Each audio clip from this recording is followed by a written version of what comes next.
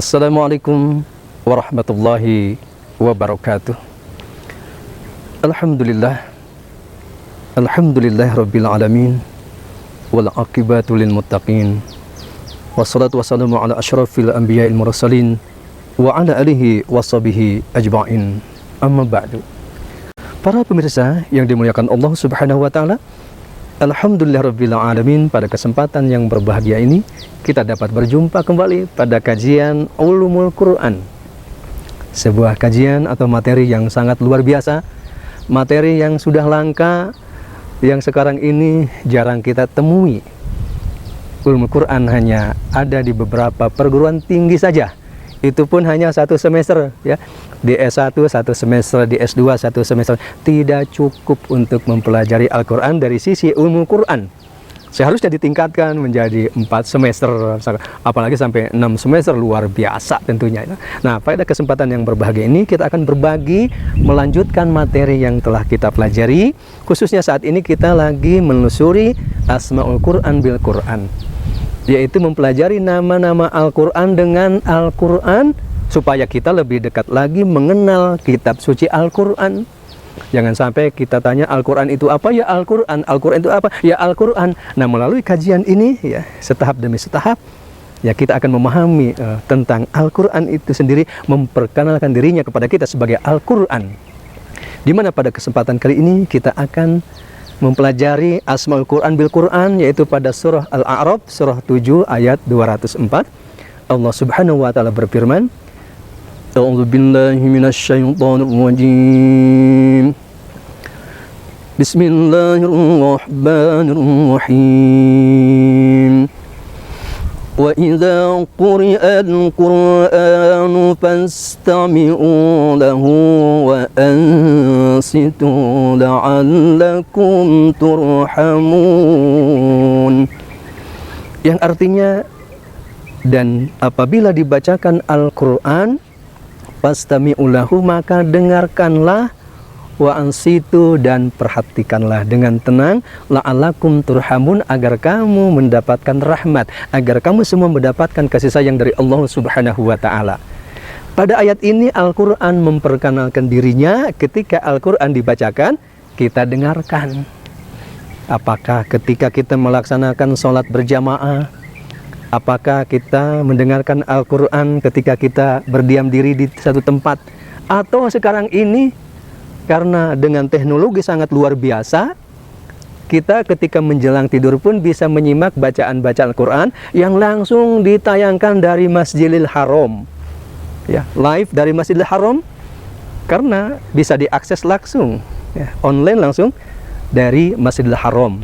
Dibacakan, ada pembacanya yang sudah meninggal, ada yang masih hidup, ya, berarti yang sudah meninggal melalui rekamannya. Al-Quran dibacakan, kita simak, ya, sambil mendengarkan, sambil tiduran misalkan. Fastami'u, maka dengarkanlah bacaan Al-Quran. Wa ansitu, dan perhatikanlah dengan tenang, simak makna kandungan yang disampaikan kitab suci Al-Quran, agar kita mendapatkan rahmat dari Allah Subhanahu wa taala. Nah, melalui ayat ini Allah Subhanahu wa taala memberikan penjelasan kepada kita agar kita mendengarkan bacaan Al-Quran, agar kita mampu menyimak Al-Quran yang dibacakan dimanapun. Kita simak maknanya, ya, kita simak bacaannya secara bacaan baik yang dan benar. Kemudian maknanya sedikit demi sedikit kita pahami. Terutama makna kandungan pada surah Al-Fatihah.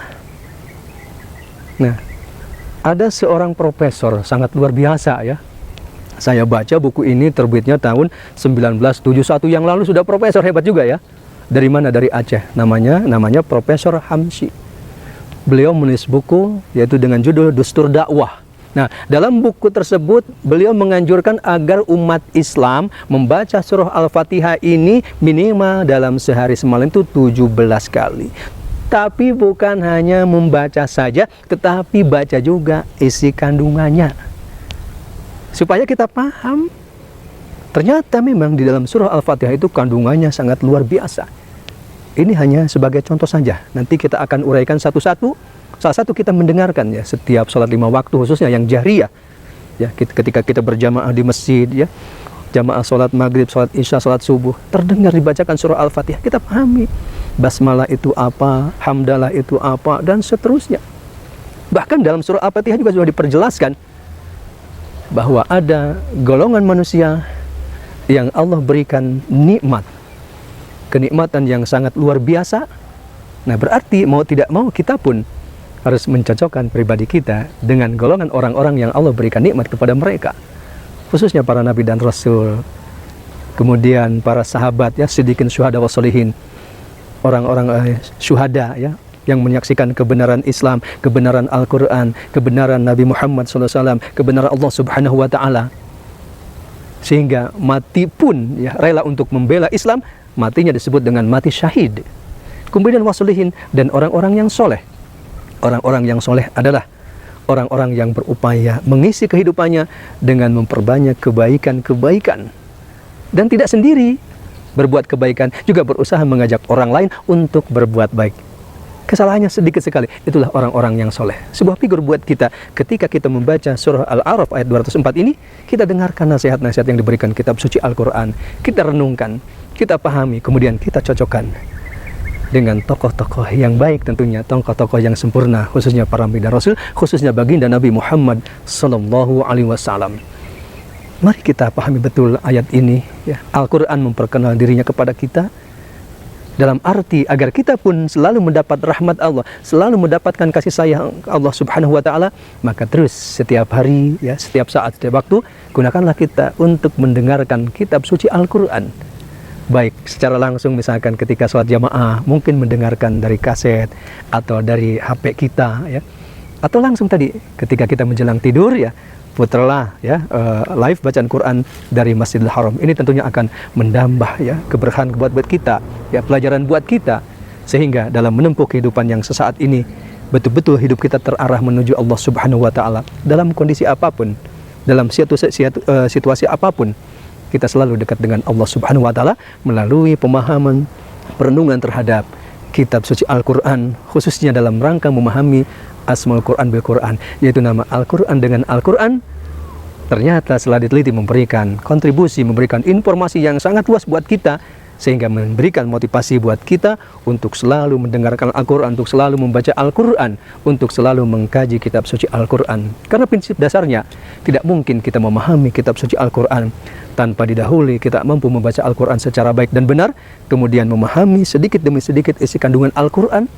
Nah, disitulah tentunya akan mempunyai pengetahuan yang luas, dan pastikan ternyata dengan mendengarkan Al-Quran, memahami Al-Quran itu semua rangkaian kehidupan yang dilalui oleh kita semua sudah tertulis di dalam kitab suci Al-Quran. Tinggal kitanya mau memilih yang mana, mau contoh yang baik atau contoh yang buruk. Tentunya kita sebagai muslim, sebagai orang yang beriman, sebagai orang bertakwa akan memilih contoh-contoh yang terbaik, yaitu mencontoh para nabi dan rasul, para sahabat, dan kita menjauhkan diri daripada tokoh-tokoh yang buruk. Ada Fir'aun, ada Haman, ada Qorun, ada Namrud, dan lain-lainnya.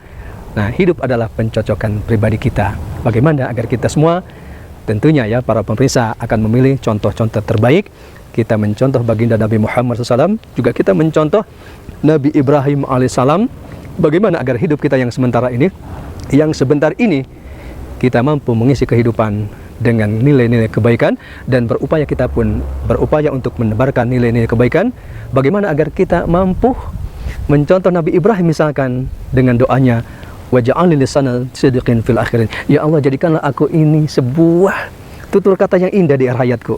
Artinya apa? Ketika kita dipanggil Allah menjadi sebuah kenangan yang indah, kenangan yang baik, dikenang oleh keluarga kita, oleh anak-anak kita, oleh sahabat-sahabat kita, pastikan kita menjadi orang yang terbaik.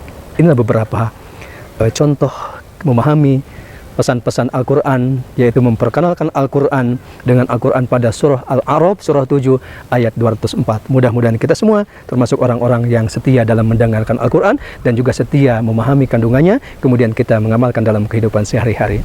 Terima kasih. Assalamualaikum warahmatullahi wabarakatuh.